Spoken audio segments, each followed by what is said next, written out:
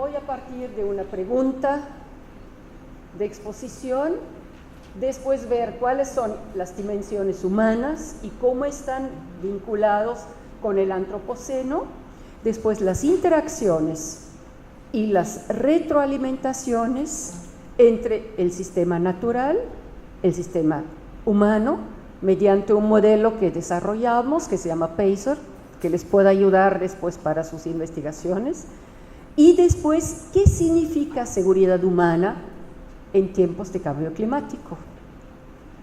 Vulnerabilidad social, una perspectiva de género, que vamos a ver algunos datos, la migración ambientalmente inducido, no voy a hablar de refugiados ambientales y voy a explicar por qué razón, y finalmente cambio climático y conflictos, que ya es un tema que también emergente muy importante. Y finalmente, ¿cómo podemos resolver problemas con la adaptación, la mitigación y la creación de resiliencia?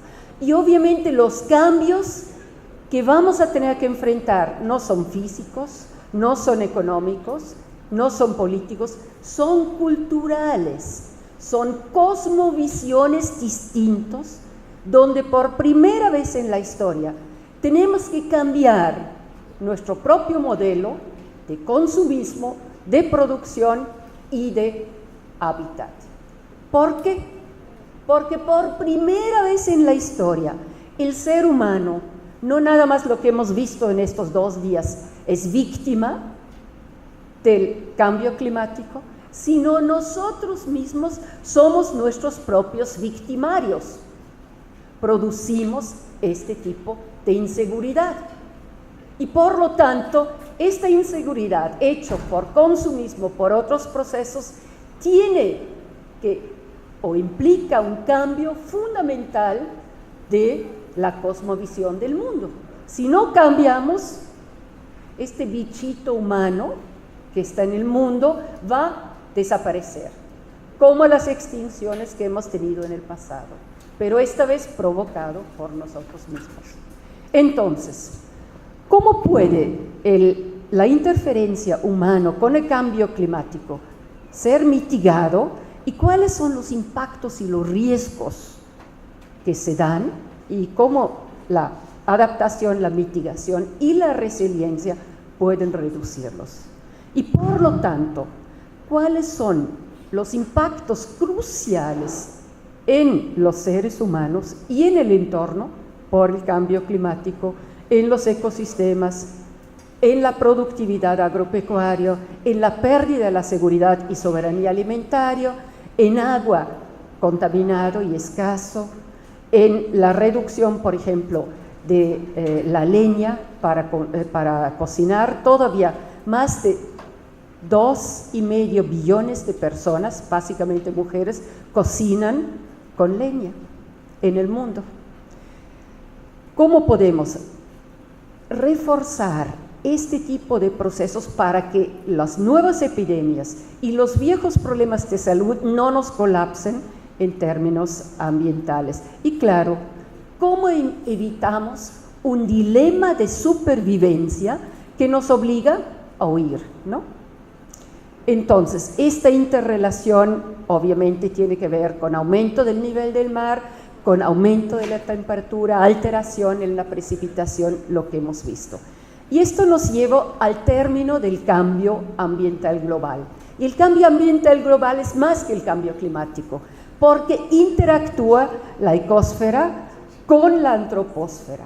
Y claro, en la ecosfera tenemos la atmósfera, cambio climático, la hidrosfera, tenemos la biosfera, tenemos la litosfera y la pedosfera, ¿no? Como una parte. Y por otra parte, del lado en la antroposfera tenemos la organización social, la economía, la transportación, el aumento poblacional, la ciencia y tecnología como posibilidades de mitigar, de resolver, pero también las esferas psicosociales que influyen en este proceso. Y por lo tanto, el cambio ambiental global crea amenazas, retos, vulnerabilidades y riesgos.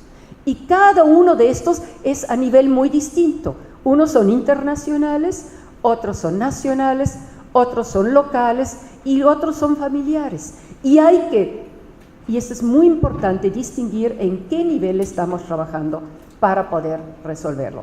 Ahora bien, este es un modelo que hemos desarrollado con Hans-Günter Brauch en un texto para la UNCCD y que lo llamamos modelo PACER, porque es nada más las abreviaciones. La presión.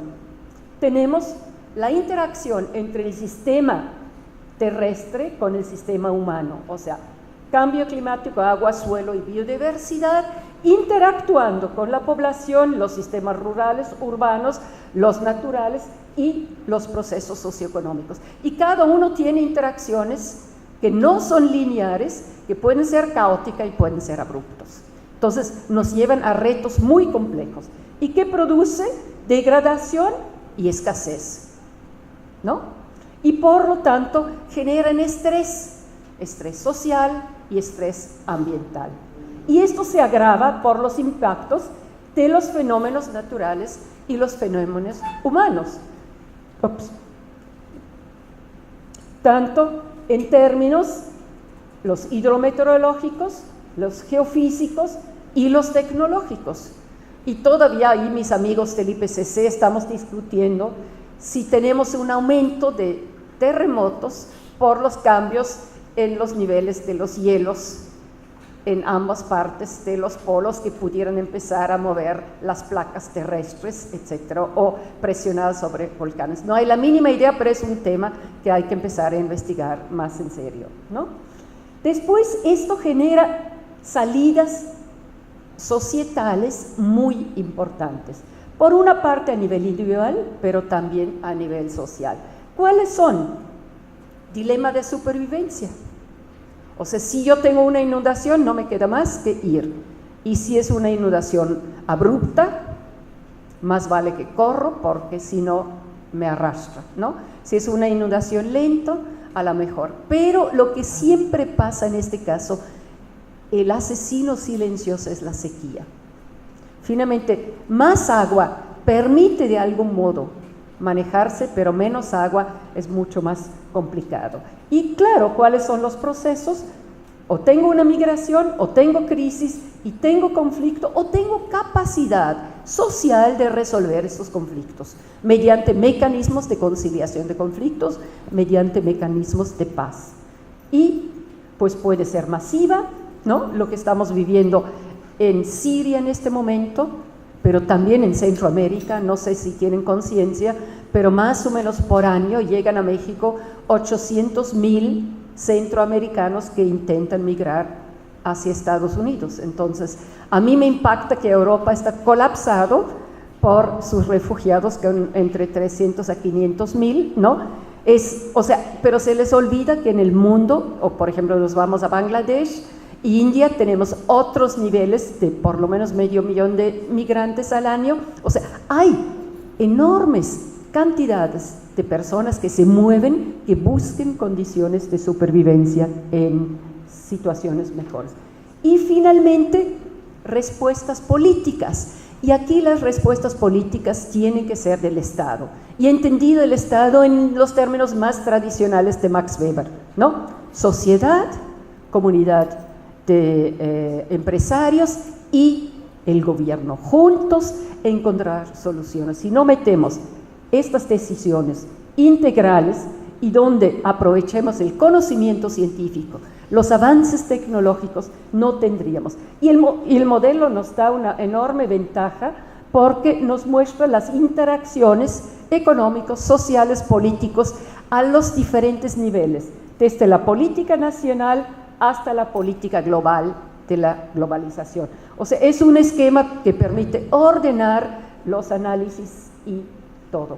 Entonces tenemos interacciones entre la parte natural y el parte humano. Esta es una foto que tomé ahí en Zimbabue, donde los elefantes cruzan los ferrocarriles, ¿no? O sea, es precisamente este tipo de procesos que hay. ¿En qué nos lleva en estas interacciones, no? Por una parte, tendríamos aquí la fase del cambio climático, la alteración del aire, aquí tendríamos el estrés de agua, aquí tenemos la biodiversidad y aquí estaría la piel de la tierra, el suelo. que siempre lo abandonamos en términos de procesos. Y como pueden ver, reducción de captura de dióxido de carbono, obviamente por falta de agua, por destrucción de la biota y por erosión y destrucción del ambiente. Y así podemos hacer todos los ciclos, y aquí tendríamos la parte del ciclo del cambio ambiental global. Y esto nos lleva a un tema de seguridad humana. Entonces, pregunta, ¿qué es la seguridad humana? La seguridad humana es una seguridad que se introdujo en 1994 por las Naciones Unidas, la UNEP. Y fue muy interesante porque arrancó como ausencia de miedo. Eran los canadienses que obtuvieron el Premio Nobel de Paz por la lucha contra las minas personales. O sea, ahí empezó a vincularse el primer pilar. Después, Ogata y Amartya Sen dijeron, pero eso no es suficiente. Hay condiciones estructurales, y creo que aquí la teoría, y básicamente en Brasil, de donde salió la teoría de la dependencia en los 70s, ¿no?, ha sido crucial para este segundo pilar, que es un problema estructural. Pobreza, derechos humanos, desigualdad, inequidad de género son los temas de este segundo pilar. El tercer pilar lo empezamos a desarrollar cuando se fundó en la Universidad de las Naciones Unidas, la dependencia de seguridad humana y seguridad ambiental, como esta interacción, y obviamente ahí hicimos la ausencia de desastres, ausencia de eventos extremos, donde empezamos a reducir los riesgos, las vulnerabilidades, y donde empezamos a empujar la parte de la adaptación, la mitigación y la resiliencia. Y finalmente, en el mismo año, cuando Kofi Annan hace una evaluación del avance de las metas del milenio, empieza el cuarto pilar, que sería vivir con dignidad y en un estado de derecho. Y pues sabemos en América Latina que es uno de los pilares que más sufrimos precisamente por este tipo de procesos. Entonces, claro, la pregunta es, ¿cómo afecta la seguridad humana o cómo es afectado por el cambio climático? Entonces, el primer tema es, claro, hay que identificar los riesgos. No es lo mismo si yo vivo en una montaña que si vivo en la costa.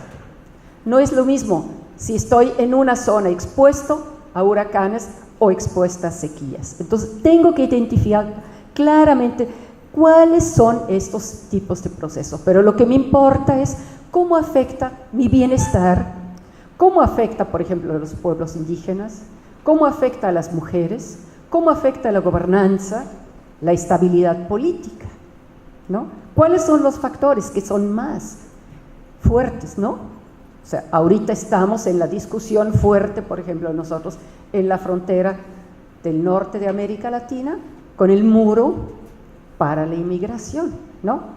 Que obviamente, pues, sí ha habido muro en el pasado y pues tampoco ha podido, ¿no? O sea, tenemos ahí una contradicción del sistema global, que los capitales y los procesos de commodities, ¿no?, se mueven por todo el mundo, y lo único que se ata es la mano de obra. O sea, los seres humanos no pueden moverse libremente.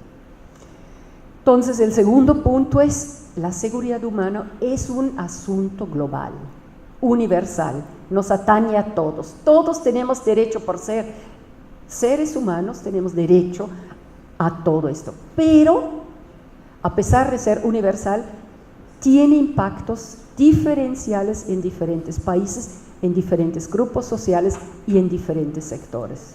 Entonces, hay que estar muy claro en este término del local, ¿no?, global y local, esta interacción tan importante. Y claro, obviamente, los efectos del cambio climático en la seguridad humana se da en términos sociales, culturales, políticos, ambientales, desde mi casa hasta a nivel global del planeta, que sería la lucha ahorita por la reducción de las emisiones para el cambio climático, ¿no?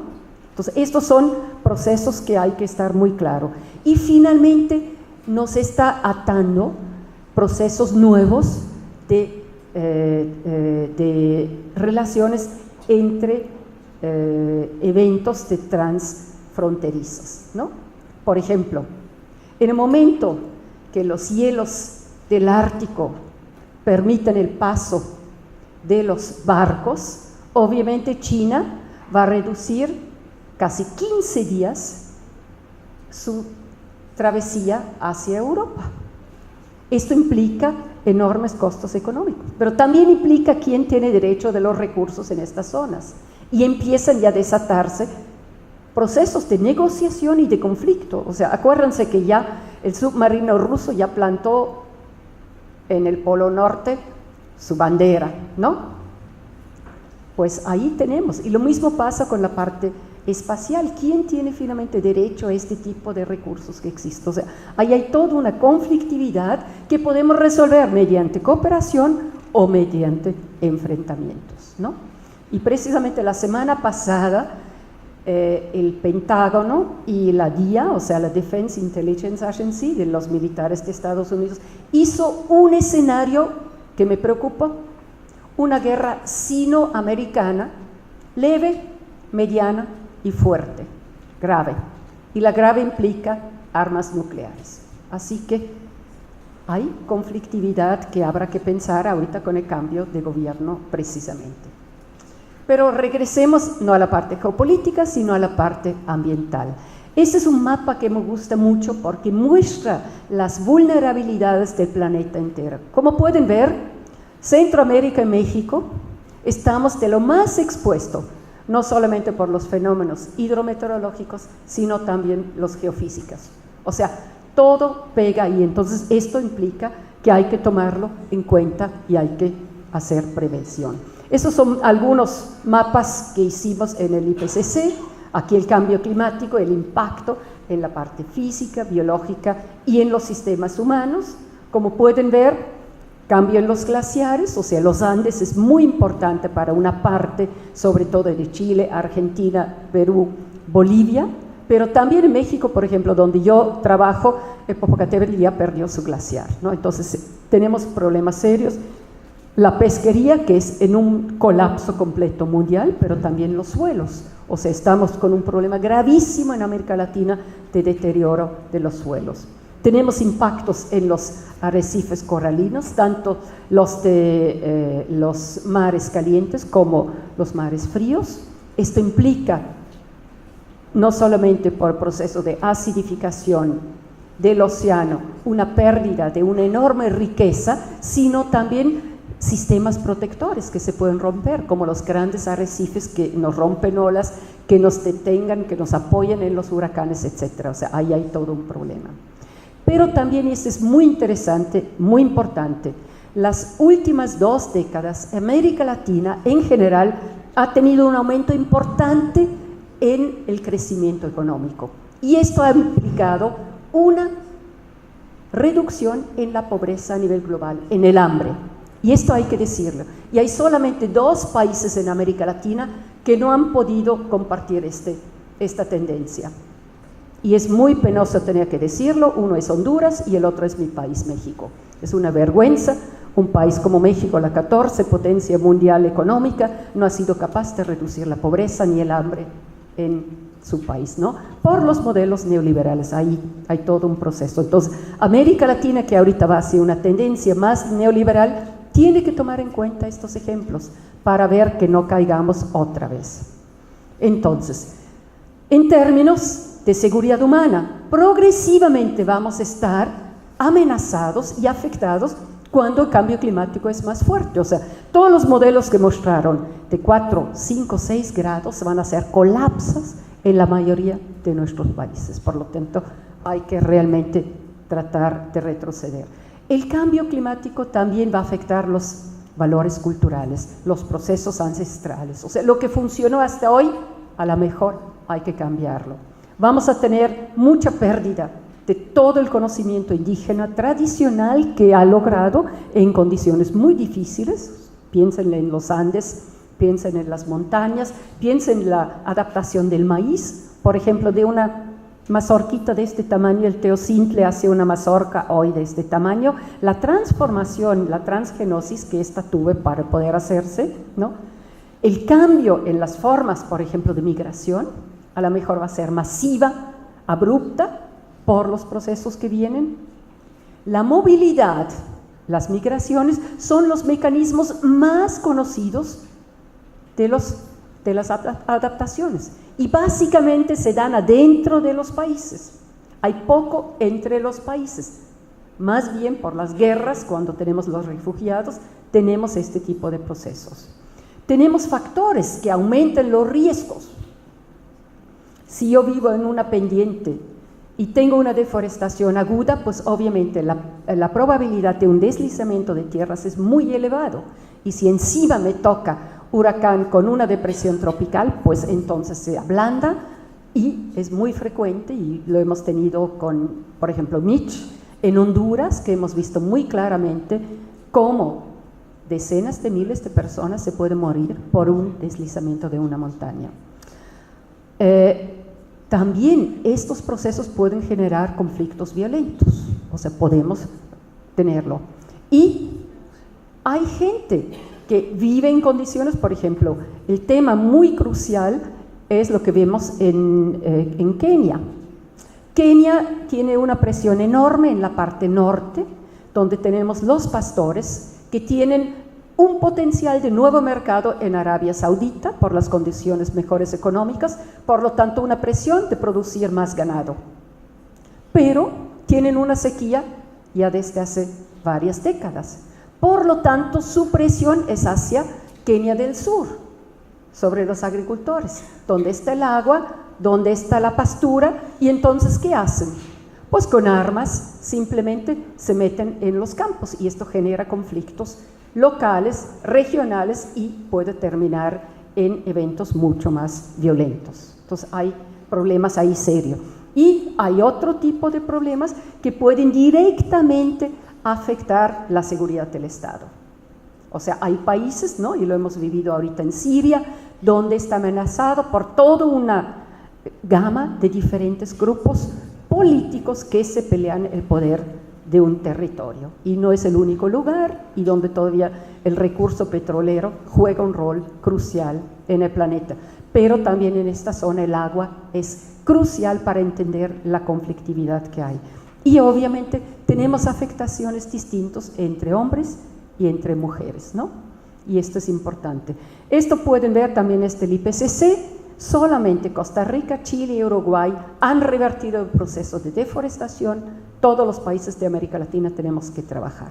Entonces, el cambio climático nos produce múltiples estreses, agravado por la globalización, agravado por los cambios tecnológicos, por instituciones que frecuentemente no tienen la capacidad de poder responder adecuadamente ante este tipo de procesos, por presiones de una concentración de riqueza tan enorme. No sé si están conscientes, pero hoy día 63 oligarcas controlan la mitad de la riqueza del planeta, lo mismo que 3.500 millones de personas. O sea, es impresionante, un puño de transnacionales oligarcas frente a todo el conjunto. O sea, esta concentración de riqueza nunca la hemos tenido en la historia y hay que tomarla en cuenta. Pero también tenemos instituciones que deberían dar protección, que deberían apoyar en momentos de desastres y que deben hacer sobre todo prevención para que no caigamos en este tipo de procesos. Y por lo tanto nos protegen nuestro bienestar, las crisis alimentarias y nuestros hogares y ciudades destruidos y los servicios destruidos. O sea, ahí hay el problema. Por lo tanto, el cambio climático nos produce múltiples riesgos, o sea, inundaciones, sequías, deslizamientos de tierras, fuegos, sequías, hambre, etcétera, etcétera, ¿no? O sea, tenemos ahí mucho. Y esto nos lleva a la vulnerabilidad social, donde sí quisiera yo insistir en una perspectiva de género. La vulnerabilidad social y ambiental es una doble vulnerabilidad y se retroalimenta. ¿Cómo? Por una parte tenemos escasez, contaminación de agua. variabilidad climática, sequías, inundaciones, pérdida de fertilidad de suelo, erosión, desertificación y pérdida de la biodiversidad, que es lo más grave y casi nunca hablamos de ella.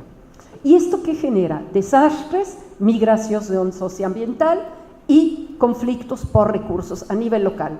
Yo sé que, por ejemplo, en México tenemos ahorita cerca de 400.000 conflictos por tenencia de la tierra y acceso al agua.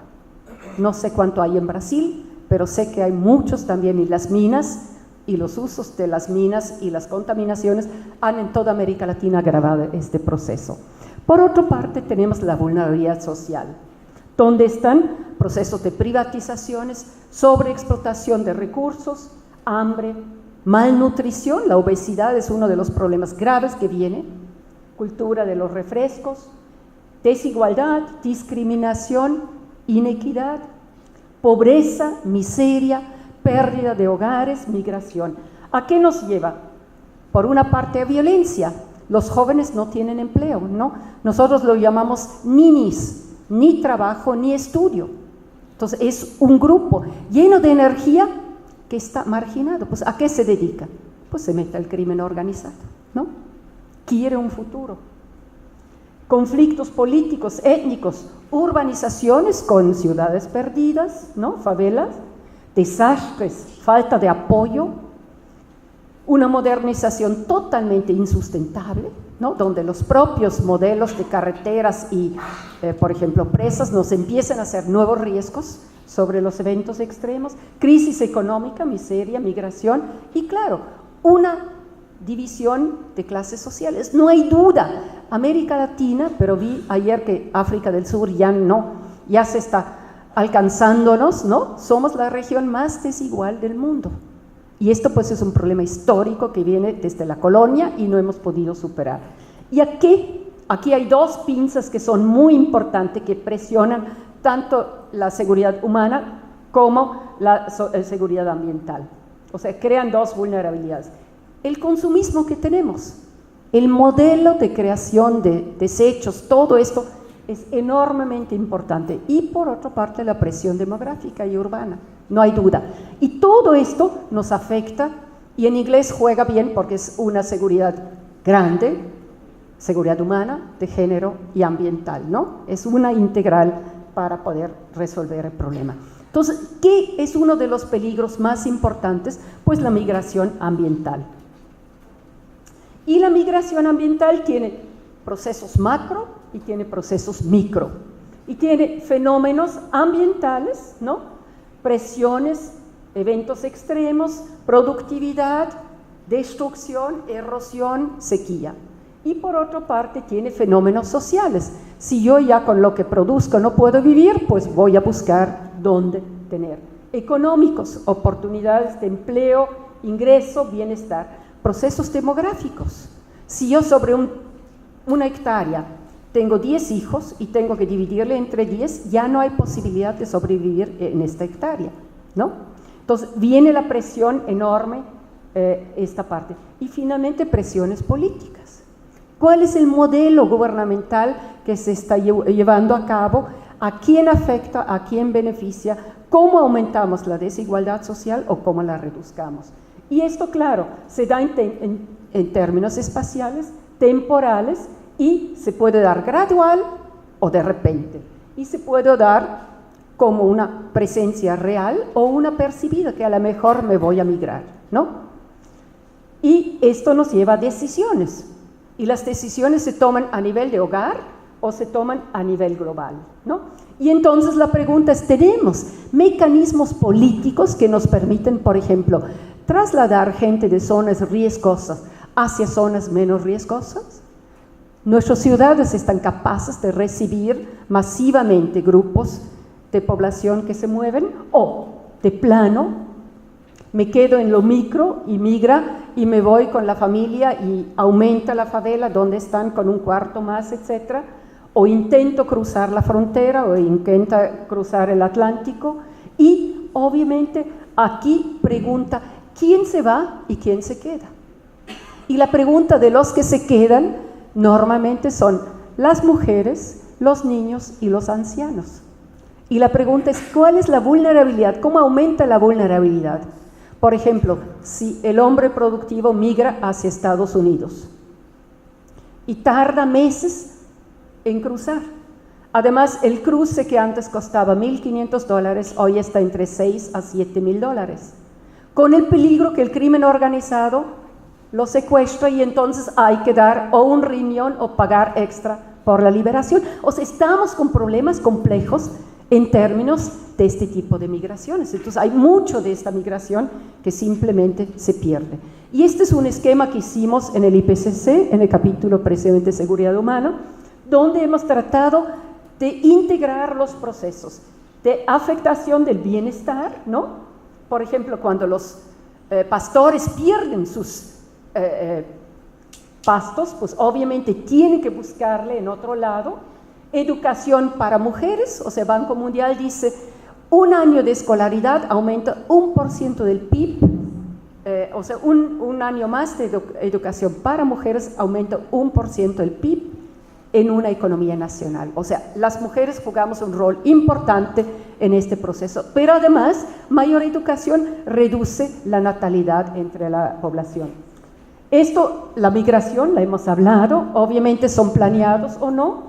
Los cambios culturales que implica de vivir de una zona de subsistencia hacia una zona urbana es gigantesco, y los conflictos. Ahorita tenemos enormes ventas de tierras, y estas tierras, por ejemplo, en África, que se vendieron a seguros, a todo tipo de transnacionales, tienen ocupación. Hay gente que vivía y hacía su quehacer de vivir en esta zona.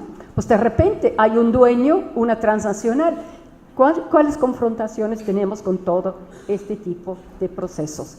Y esto nos obliga, y este es un esquema que pueden copiar del SREX, o sea, del informe que hicimos en 2012, pero me gusta mucho porque muestro cómo desde abajo por arriba y desde arriba por abajo tenemos que actuar tanto bilateral y multilateralmente, tenemos que trabajar a nivel nacional, a nivel de sociedad, sector privado, comunicación, gobiernos locales que son cruciales para este tipo de cosas. O sea, el gobierno nacional frente a un desastre, es importante que el gobierno local esté capacitado. Y finalmente la gente que influya directamente en este tipo de procesos. ¿Y qué necesitamos hacer? Proyectos globales, los acuerdos de París, proyectos nacionales, cómo vamos a hacer nuestros planes de mitigación, son cruciales, cuáles van a ser los planes de adaptación, cuáles son los planes de resiliencia, cómo lo vamos a hacer en cada región para cada grupo social, qué hace la ciencia y la tecnología en este campo, y la vulnerabilidad y los riesgos. Ayer alguien me pidió hablar un poco más sobre el tema de género, y este es un ejemplo muy interesante en Filipinas. En Filipinas, 2 años después de un taifún, un huracán importante, hubo un estudio de esta Antilla y Solomón, quienes encontraron una cosa de lo más raro. Estos son bebés, niñas, que habían nacido y no se habían muerto durante el taifún. Pero a los 2 años simplemente checaron las actas de defunción. Y encontraron que 2 años después de un huracán fuerte, que tiene un impacto más o menos del 7% en el PIB de la familia, hay 15 veces más niñas bebés muertas que niños bebé. Un dato impactante, ¿no? Y si tienen un hermano mayor, todavía 4 veces más. Y claro, estos investigadores se preguntaron ¿por qué razón?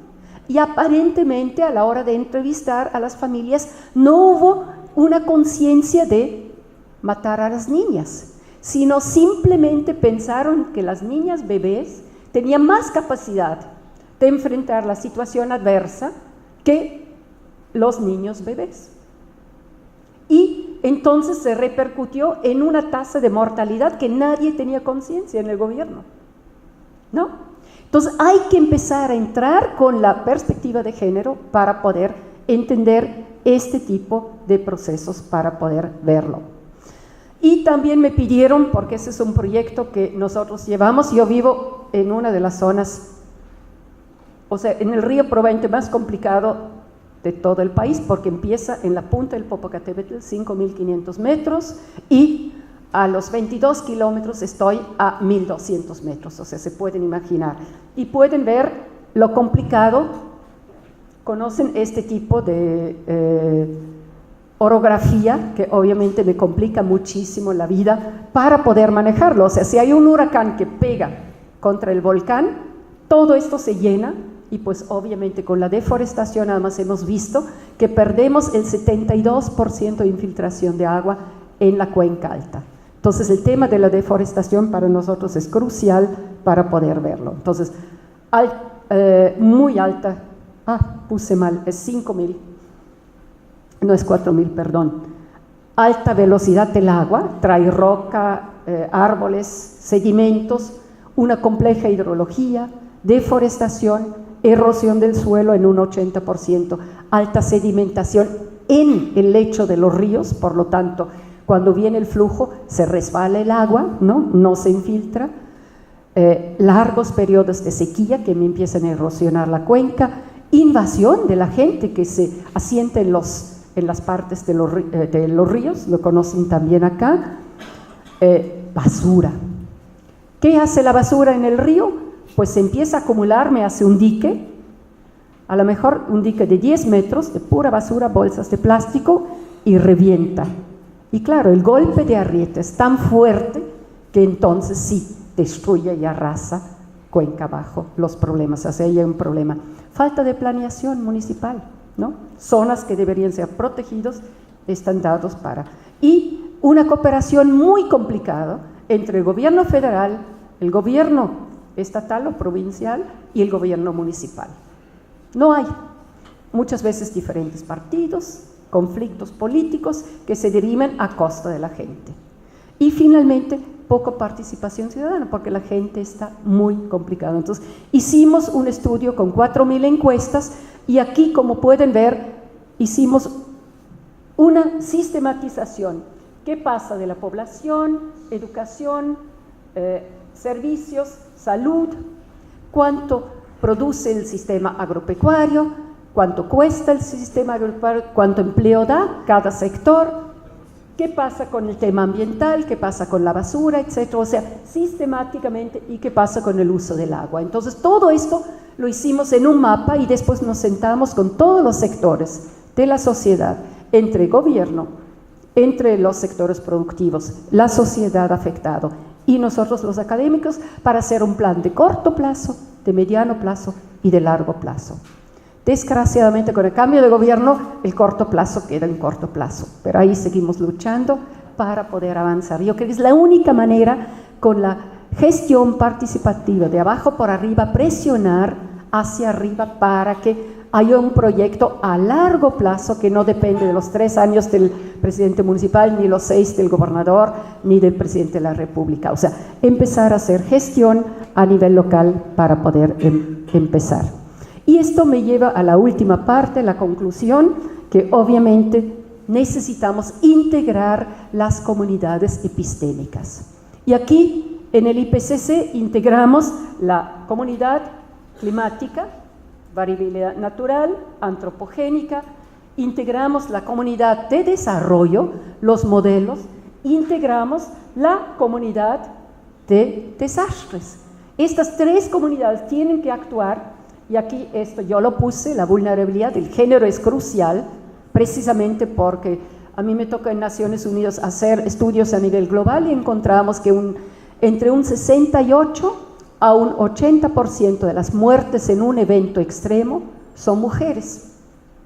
Y claro, yo preguntaba al Banco Mundial y a los seguros, ¿por qué razón? Porque las mujeres tienen pelo largo, porque traen saria, porque... No, la razón básica fue cuando entrevistamos a la gente, no, es que mi mamá salvó a mi abuelo y pues el río lo llevó, ¿no? No, mi mamá me ayudó a treparme a la palmera y pues se la llevó, ¿no? O sea, la representación social de las mujeres, fuimos socializados y asumimos como nuestro la representación social de cuidar a los demás, a costo muchas veces de la vida. Entonces, ¿qué hay que hacer? Capacitar a las mujeres que no dejen este proceso, sino que sean más resilientes y no se mueran en esta acción, ¿no? Entonces, todo un tema crucial, importante para avanzar. Y esto nos lleva a un modelo donde tendríamos que hacer una transición donde integramos mitigación y adaptación con energía renovable, con manejo del agua, con manejo alimentario, ¿no? Donde está ciencia, finanzas, consolidación institucional, participación ciudadana, donde tendríamos todo este tipo de procesos. Y yo sigo insistiendo que necesitamos vincularnos en ciencia y tecnología, Brasil, Argentina y México, porque ustedes tienen 8.000 kilómetros de costa, nosotros tenemos 11.000 kilómetros de costa. Vamos a empezar a desarrollar la energía mareomotriz, la diferente que hay, ¿no? Ahí hay un potencial enorme de colaboración científica para mitigar. El manejo de los acuíferos, el manejo de las cuencas, el conocimiento, el manejo de los suelos, la alimentación, pero también hagamos este tipo de desarrollo social, ¿no? Con claras metas. Empecemos a calcular cuál es el Producto Interno Bruto por grupo social, per cápita, o sea, los promedios nacionales. Si yo comparo el señor Slim con la gente más pobre en México, pues obviamente el promedio, ¿no? Siempre digo, es lo mismo si entre los dos vamos a comer, tú comiste el pollo, yo como y nada, y en promedio comimos medio pollo. Pues sí, pero uno se indigestó, el otro se murió de hambre, ¿no? O sea, estos promedios necesitamos refinarlos. El bienestar, la soberanía alimentaria, la seguridad energética, la de salud, el empleo, el manejo de agua, cultura, la fábrica social que hemos olvidado totalmente, cómo interaccionamos, la resolución de conflictos. O si ya además de cambio climático, trabajo, paz y resolución de conflictos, porque he visto que es un tema crucial para poder avanzar. Energía renovable y aquí reducir la vulnerabilidad social, reducir la vulnerabilidad ambiental, enfrentar integralmente el cambio climático con el cambio ambiental global y manejar de manera preventivamente los eventos extremos. No los podemos evitar, pero sí una prevención eficaz nos reduce sustancialmente los daños en vidas humanas y en destrucción de infraestructura.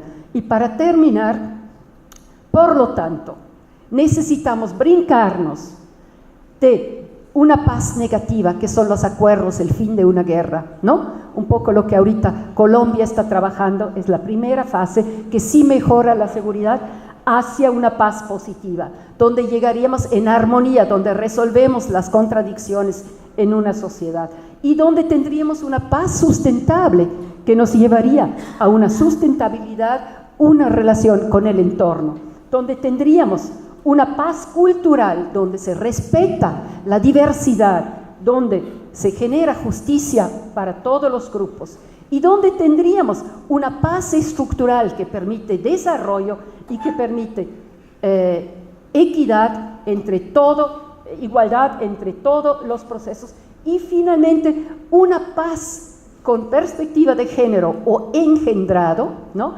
Para poder promover la equidad no solamente entre hombres y mujeres, sino también entre grupos sociales, indígenas, grupos marginales y vulnerables.